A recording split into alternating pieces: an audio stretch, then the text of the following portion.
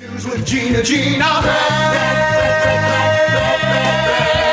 The news with Gina Grad. So the only thing that upsets me about the Willy T Ribbs and Uppity and his incredible journey, incredible story is he's a 65-year-old black man living in the United States who had a much better childhood than me. Oh, and how? Sounds like Infinitely Go-karts. better. Oh, yeah. Infinitely better than my childhood. Yeah, by a damn God sight. damn. I hate that. Sorry.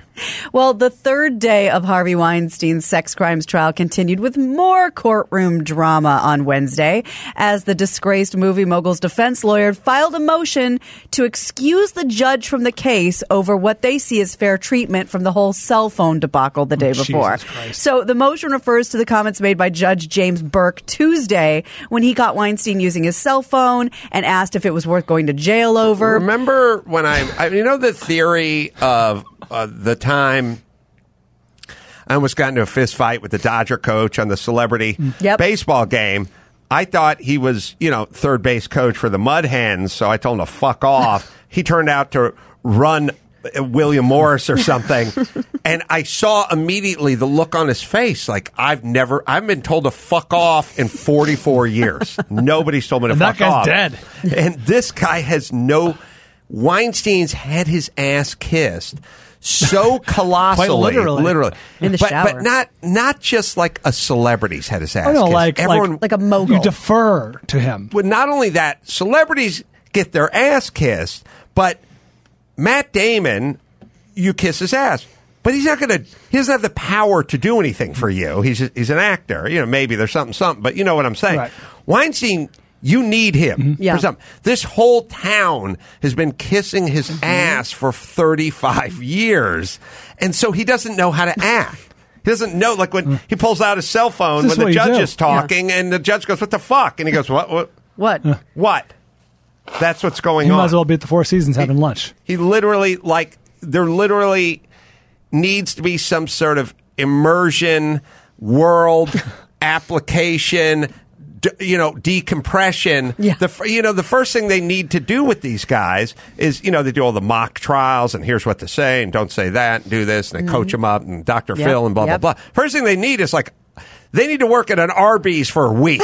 You know what I mean? Just you need to be a fucking citizen. They need a gap year. Yeah, you don't know how to be a citizen. Yeah. You don't know what to do. You're used to telling judges, so blow me. I'm doing some E-trading. Sorry. Well, and that's the thing. That's why, famously, people would go to the police and stuff and they'd be like, what are you going to do? Because, Harvey has reach. So now your media training class, here we offer this new class, so you're no longer a mogul. Right. So exactly. So not only is he not apologetic, he's outraged at the thought of the judge yelling at him. They have seminars for the young guys coming into the NFL That's right. to learn how to symposium. The money so it's like management. we're poor, now you got to learn how to be rich. Let's just have that guy's flunky brother come in and go, so you're rich, now you have to learn how to be normal. That's right. Welcome to the Fall from Grace Symposium. Right. Mr. Cosby, move over, make room for Mr. Weinstein. So Weinstein's Mr. Spacey, we'll get to your question later. Weinstein's legal team writes that Burke's comments reflect animus toward the former film producer, and they're questioning his ability to be impartial now. The 7-page motion also took issue with some of Burke's other decisions, including not adjourning the trial for a, quote, cooling off period after some new sex crime charges were filed against Weinstein on Monday. So they want this guy out. It's a bold strategy. Yeah. We should ask Aragos Go after the judge. Next episode how often it works filing a motion to get the judge removed. I imagine that backfires far more often than it works. Well, if it doesn't work, now you have one pissed off judge. That's the thing. That's the dice roll. Yeah. I think on Reasonable Doubt this week we have the attorney for Nicholas Sandmann who CNN settled with him. I hadn't seen it on CNN, but I had heard they settled, and I said they were going to have to settle. Nick has tweeted that they settled as well. Yeah, so they settled up with him. Which one was he? He was the kid wearing the MAGA hat who was standing in front of the American Indian guy who turned out to be a fucking kook job. And they had all the tape. They had the black Israelites taunting them. They had everything. And they cooked it to look like this sort of little white supremacist was attacking this native elder. And they had the fucking info, and they just cooked it this way. They just chopped it. A little better theme for them, a little more on brand, white guy wearing the MAGA hat. And that white guy was 16, and he basically said, You've ruined my image, you've ruined my name, you've tarnished this, and you cooked it. You had the tape, and you did not do your job. And you have to kind of prove some malice there, but I'd been thinking about it. It's like they had the black Israelites yelling at them. They had the context of the whole thing. They whacked it into this thing that was like young white guy goes and smugly preens in front of elder, who, by the way, elder guy turned out to be a piece of shit as well. And then there was the whole black Israelite thing, but none of that factored into the theme of evil whitey in the MAGA hat. So they cooked it and they put it out there, and then they pushed it out, and everyone ran with it the same way we run with all the Jussie Smollett. Second we hear that, oh boy, you see what happened? Oh, boom. It just blows up.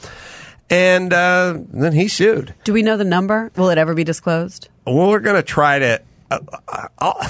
I heard $275 million was the initial. Come on. But then they settled. Yeah, that's a silly number. And it's also a weird thing with if you're a news organization, because when you settle, you're basically going, we're not going to win, or we want this. If it gets to trial, it's going to look bad for a news organization. It was sort of cooking things, but it's also a little admission of guilt. But we'll figure it out with Garrigus, and the attorney for Sandman's calling in. He's also, by the way, and who knows what he got. Garrigus will tell it. I mean, Garrigus he'll sniff it out. He'll figure it out. Give us a range, but. He's now, it's not just CNN. He's, what's he got? NBC, he's Washington Post. He's got everyone who ran with it to go after. This fucking kid's going to hit major jackpot paydays all around the country. One of his lawyers tweeted, I want to thank everyone for the many good wishes received today. Now we turn our attention to NBC, Washington Post, and additional defendants to be named soon. Oh, my God. Yeah, I mean, I don't know if you can go after, members of The View or whatever, but there's celebrities that were like doxing. Like, this kid deserved, here's his address, go over there and punch him and stuff. Like, he's getting doxed by Kathy Griffin or whomever. They're like, at some point... It's harassment. The kid's a minor, and you're giving out an address and saying someone ought to punch him in his face. Like, Mayor of Zero Fucksville. Yeah. I'm not a litigious guy, but I am glad, because I don't want this shit. You got to think before you fucking cook a narrative as a news out and put it out. You better be able to back it up, both sides. And I don't mean to be naive, but hopefully this will set a brand new precedent overall, because they don't want to get sued again. How many tries do you get at this before you just tank? And how about the poor black Israelites who are nuts and want attention, who get completely clipped out of this? What happened to us? It's like, you're black. You don't fit. We got a theme going here. You don't work in here. They got Times Square covered, though. They do. God, do they? And they also got the Jewish supermarket covered over there in Brooklyn or whatever. That's right. Yeah. Well, Elton John, Kylie Jenner, Nicole Kidman, Kylie Minogue, Chris Hemsworth, Pink, and Metallica all have something in common. They are the latest celebrities to donate to the Australian wildfire crisis. Their donations, the reason I picked them was because their donations range from $500,000 to $1 million each. Scientists, and it wasn't, the other ones like, we raise this much. These sound like personal donations. Scientists estimate that about 1 billion animals have been killed by the fire. That does not include, frogs and insects and invertebrates. These are birds and reptiles and mammals. Meanwhile, thunderstorms and showers brought some relief for firefighters, but also raised concerns that lightning will spark more fires before the dangerous hot and windy conditions return. Because it sounds so stupid to forget this, but it's summer there. It's not chilly and brisk at all. I heard a story that they arrested 24 couple dozen. Yes. Arsonists? Yeah. What the hell goes on? First off, what's up with Australia? And secondly, is there fires? And then people go, oh, I forgot I was an arsonist. Are they being reminded? Well, and that's an interesting thing. I didn't include that for a reason, because at the time it made sense in my head. They did arrest about 24 people for, teenagers and minors, just setting fires probably by accident, maybe some not.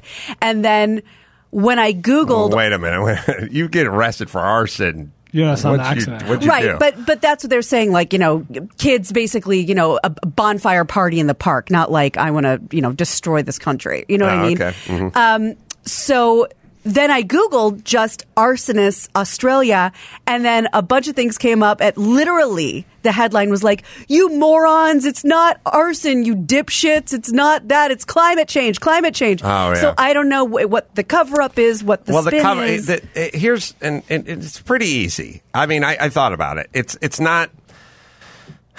It's the same spin that we put on, like, there's a shooting, but the guy made the gun out of parts or whatever, and it doesn't fit a narrative to that crowd. You know what I mean? Or the guy gets up to shoot everyone in church, and a couple parishioners fucking cap him in 6 seconds. Like it doesn't fly with the narrative. The narrative is climate change, not arson. My argument is you still need a tinderbox. Like it's not right. If you can do climate change and arson, we can have we can be a win-win for all of us. We can have it all. Which is because of climate change, these guys who threw the cigarette into the brush were able to light up several thousand acres. Like I don't think climate change sparks fires. It gives you the ability to spark a fire. The brush is dry. So whether it's lightning or teenager, you can still work the climate change angle. The notion is like we don't want to get the emphasis off the climate change and onto the arsonist. And say, have something else to blame it on and say, well, that was just a fluke. Yeah, blame it. It's like saying you live in a house and the house is, soaked in wood and kerosene, and then a space heater started a fire. It's like you can still combination of factors. Yeah, wouldn't have happened the other way. Wouldn't have happened the other way around. Yeah, I guess. I don't know. And unfortunately, I mean that story is going to be developing for weeks. They are not close to pushing it back. And I don't know enough about. Obviously, I don't know enough about firefighting. But they even said that the rain. I heard this on the radio on the way here. I think yesterday. The rain not only didn't really help, but it complicated the firefighter's ability to do a back burn. And I don't really understand what a back burn is. Do you? Yeah. Mr. Skin talks about that a lot on our show. I think they're trying to fight fire with fire? I think they're trying to eliminate they're trying to eliminate fuel for the fire by burning it in their controlled way. Interesting. I imagine. So I guess the deal is a fire is bad, but a fire you don't control is bad than a fire you do control. So I guess it's sort of like scuttling a ship or something. Like this is bad, but it's not as bad as if the Germans get hold of it. So if you burn 200 yards of whatever, it's that can't catch on fire and then create more. It's fire, your control, as I understand it. Mm-hmm. All right. Well, here's a firefighter story that is a major candidate for definitely not a Jew. Oh. A Louisiana firefighter was so drunk over the weekend that he crashed his car into a ditch, and he tried to pull it out with a fire truck that he stole from a nearby fire station. It wasn't even his fire station? No. It's a hero. Craig Trippey Jr. Crashed his little Honda Civic on a highway near Baton Rouge around 2 a.m., but he managed to walk to a fire department, hop into a fire truck, and drive it back to the scene, according to the report. The intoxicated driver then attached a fire hose to both vehicles in an attempt to dislodge the wrecked sedan from the ditch, kind of pull it out. It didn't work, though. He was sitting in the middle of the road when deputies arrived at the scene. Authorities said the man damaged the fire truck during its rescue, of course. He was charged with driving while intoxicated and unauthorized use of a motor vehicle, a.k.a. a fire truck. That wasn't his. Not his. So they leave the keys in the ignition? I mean, obviously he's driven a fire truck, so he kind of gets it. And maybe they do leave the keys in the ignition because it's all about speed. In certain rural areas, even in populated areas, you're friendly with the local fire department. You know what I mean? Like you've probably been there before. And had a bright idea. I guess it was a bright idea. It didn't work, but it was at least inspired. No, I know. I cannot judge because as you tell the story, I'm like, that sounds like something I do. Sounds perfect. Drove it right off the back of a pallet. Yeah, it did. Yeah. Drive it off the back of a pickup truck or off the back of a tow truck. Right.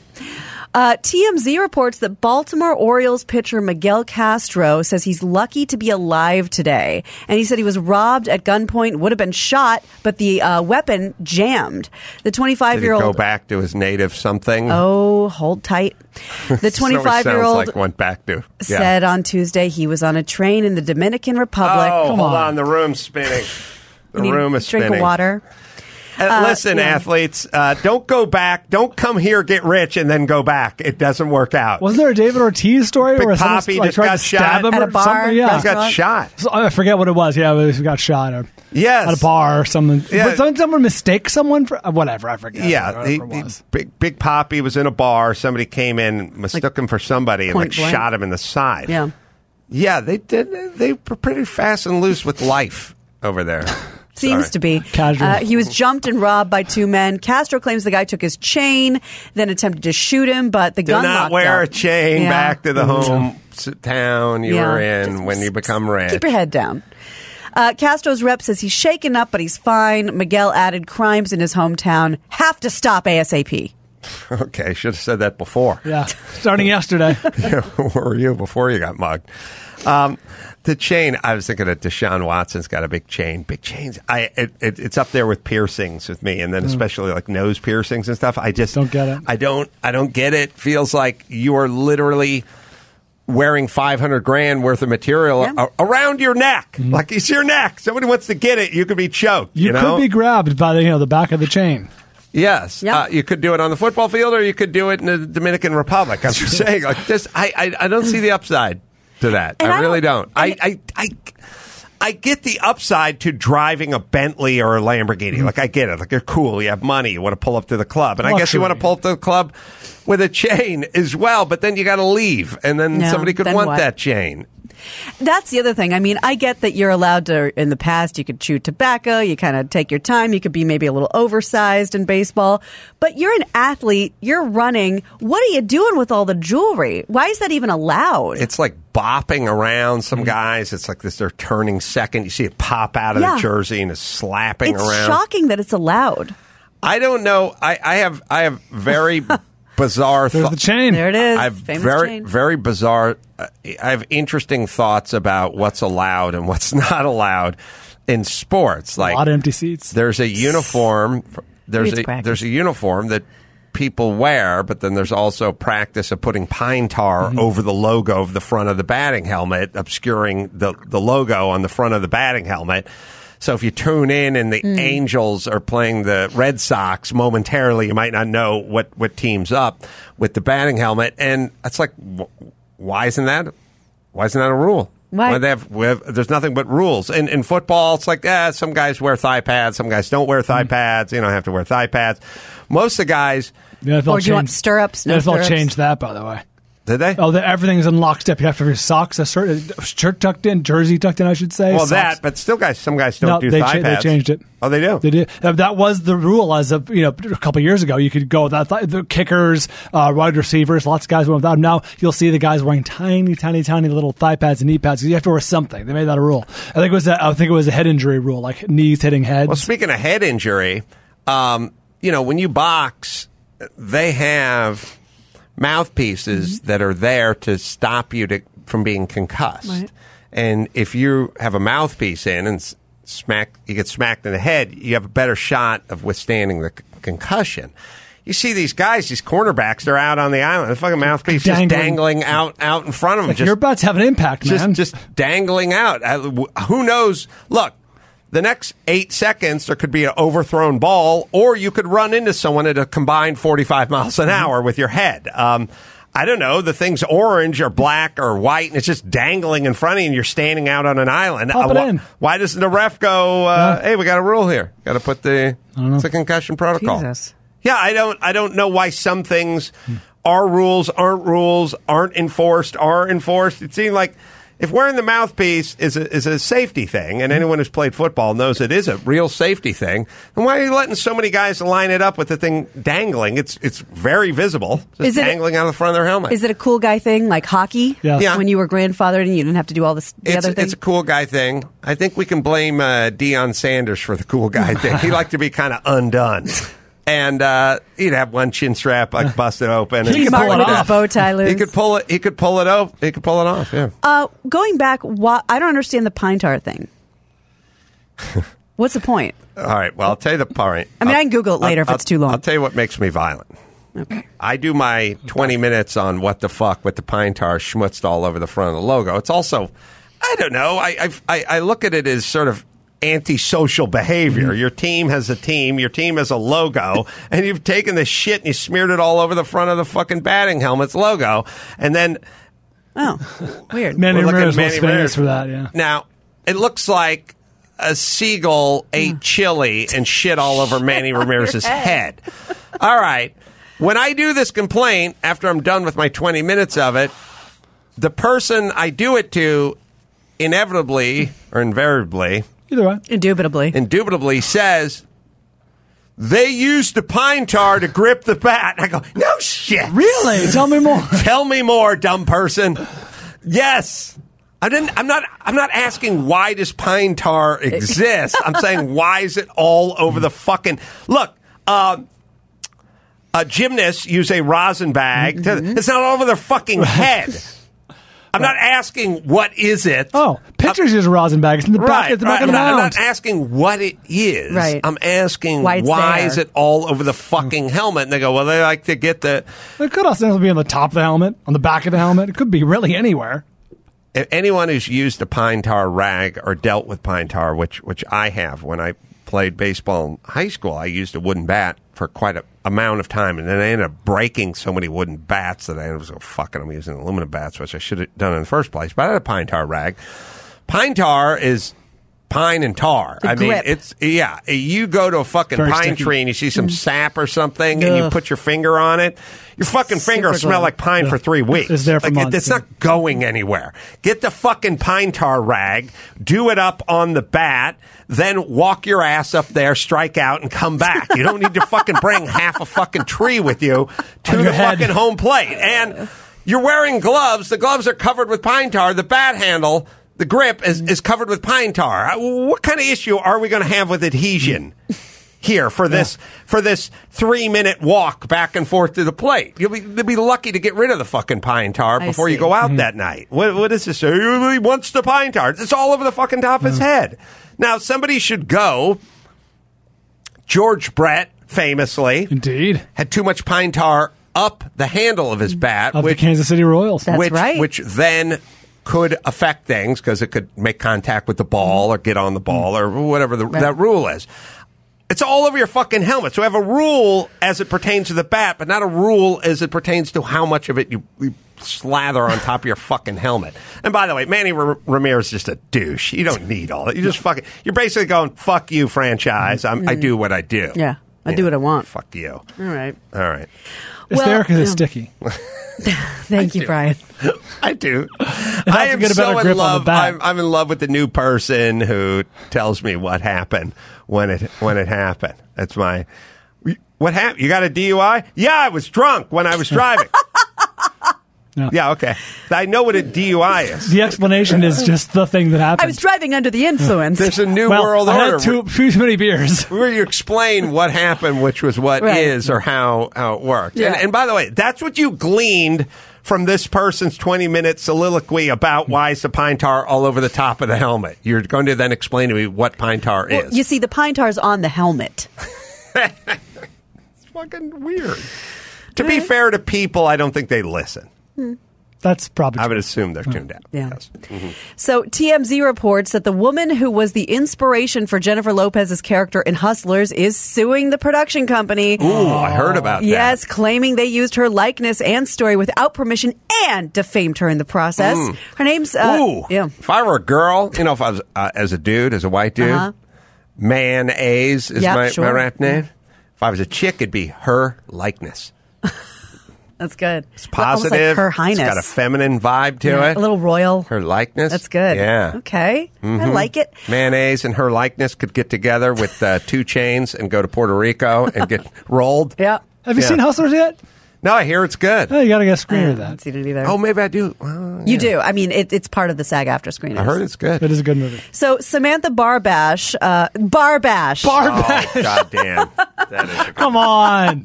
Maybe it's Barbish, but it's spelled Barbash.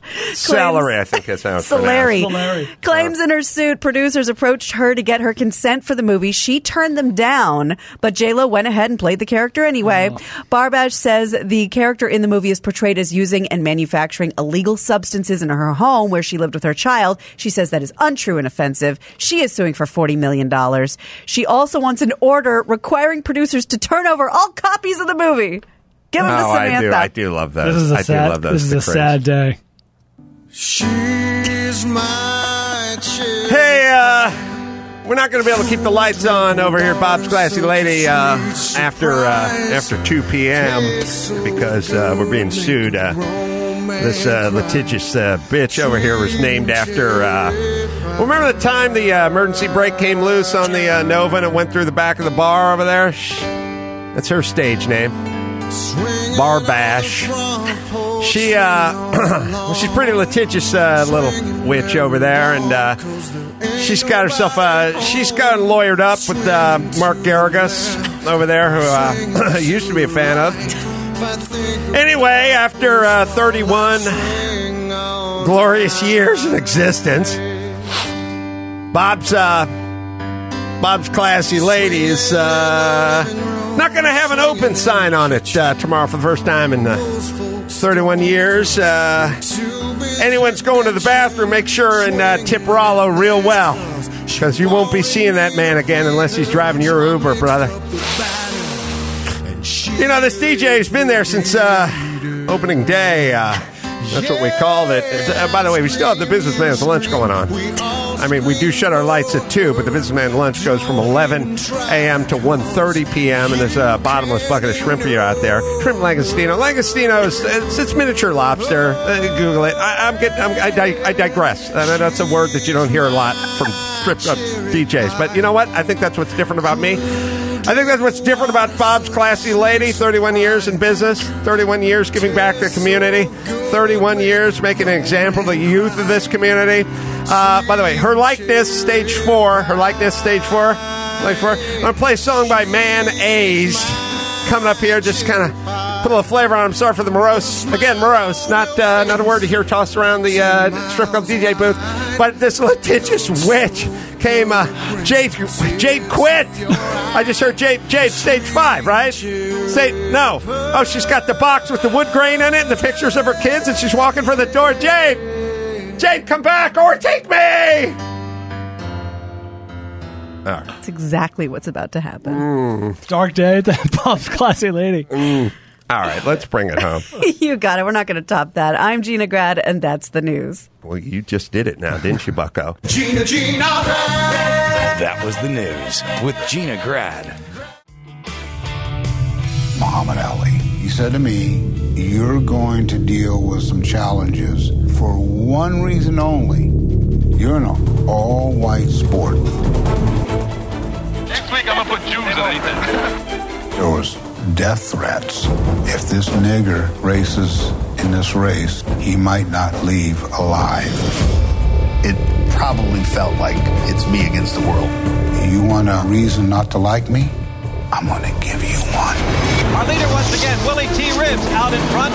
Willy T Ribbs, his 4th victory in the Trans Am Series. We have a winner of the Texas Challenge Trans Am.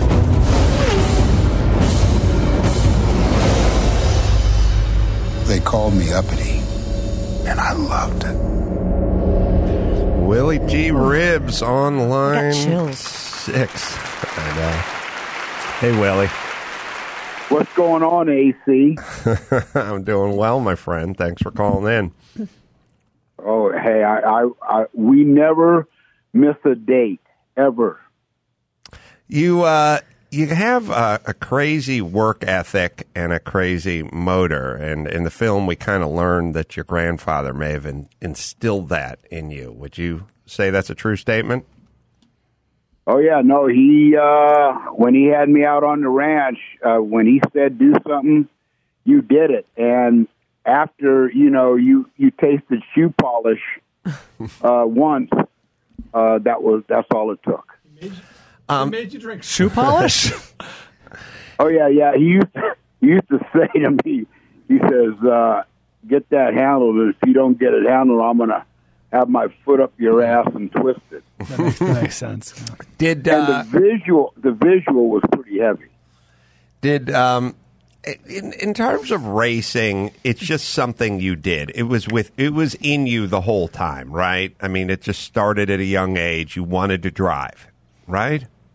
Well, yeah, I was exposed to it through my dad, and I was a lucky kid. I mean, I grew up and I was pretty well to do, and with the finances to do what I wanted, and I had motorcycles and go-karts, and so I knew what I wanted to do at a very early age because my dad did it as a hobby, and it was meant to happen, Adam. I forgot about this whole story, but you were nearly killed at age 8 when an out-of-control race car struck you when you were at a track, right? Correct. Yeah, I was. My dad was racing one weekend in Northern California, a place called Vacaville, and he was. We were there for the weekend, and when he was not on the track, I was out on the pit lane or near the pit lane timing cars. And one of the cars went out of control. Something broke in the rear suspension and it spun the car into the pit. It killed the driver and the mechanic and hit me and it knocked me underneath the truck.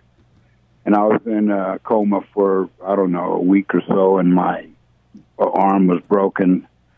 And, a lot of people ask me, wouldn't that deter most people? Well, not if you want to race. At least you know what it feels like to be in the hospital. Well, after we finished Uppity, we finished the next one was the Shelby doc, and Shelby's like, you watch that doc, he's like, I was in the Panamera road race in Mexico, and I broke my arm driving Austin Healey or something. It's like, I was racing the next week with a cast on. We just tape it to the steering wheel. Like, that's just the dudes, these guys, that's how they are.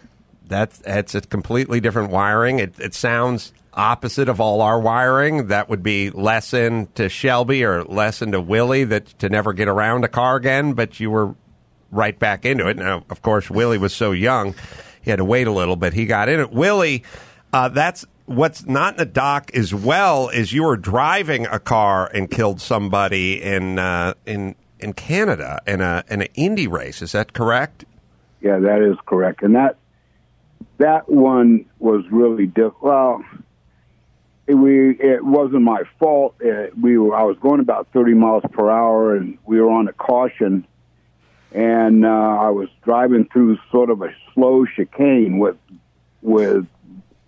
cement walls on both sides, and a turn worker, I don't think he heard me coming because I was going so slow, but I came around the corner in the chicane, and he came right out into the track. He was looking up the track. He wasn't looking down the track, and I felt a bump in the back of the car. I didn't hit him with the front of the car. He sort of went into the side of the car, in between the front wheel and the back wheel. And I felt a bump, and I didn't know what it was. And then halfway around the track, on caution flag, I got a radio transmission from my team that I had hit a turn worker. And I said, I didn't even see the guy. How I didn't hit anybody. Then I remembered I felt a bump in the back of the car, and I got to tell you, turn workers, they do their job for the love of the game. Yeah, they volunteer mostly. They volunteer for the love of the game, and that one, that I didn't feel at fault, but I felt bad, for what had happened. You obviously, famously, were sponsored by Bill Cosby in the doc. I mean, you have your Bruce Jenner at the time run-ins. You have your Bill Cosby run-ins. You have your Don Kings. Yeah. You have your Bernie Eccleston, F1. owner of F1. You have, God, who else? Muhammad Ali. Paul Newman. Jesus Christ. So, of course, we met Willie when we were doing the Newman doc, and that was a big part of that. What kind of guy was Newman to hang out at the track with? PL was cool. He was really he wasn't. Muhammad Ali and I were very close as well, and I don't know if you mentioned Ali, but Ali can deal with a big crowd. I was with him in London one day, and we went out, and he was surrounded by people. I mean, like 100 people, and he could deal with. He was a big man, of course. Paul was more of a one-on-one guy, and he liked to go into the motorhome and tell stories and have a beer, and he was just a great storyteller. Great storyteller. And he obviously found you the sponsorship and got you a ride in a Trans Am car. And, Willie was an open wheel guy. He was driving in Europe, and then he was coming out here driving Formula Atlantic, which just sort of looks like a slightly smaller Indy or F1 car. So to get you into Trans Am, which are just big old hunking cars, it's really nothing like what you were driving. It's sort of switching sports almost. But he knew you were fast, and that's why he got you.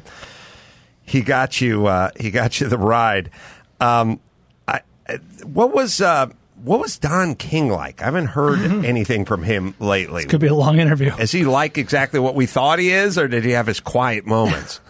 No, Don is not quiet when he sleeps. Is he a bad guy? No, well, he's bad if you let him be bad. So he'll he's take bad if you let him be. In other words, if Don thinks you're dumb, then Don's going to lay it on you. Mm-hmm. But Don knew after the first half an hour of the first meeting, Don knew that he wasn't dealing with somebody that fell off the watermelon truck last night. So I'm glad you said that, because I'd say cabbage. Yeah. But that's me. We know what you meant. One of the best experiences. He likes racial humor, and I'm good at that. So we really work well together. Right. Yeah. I'll be getting a call from Sharpton in an hour. What's Sharpton like?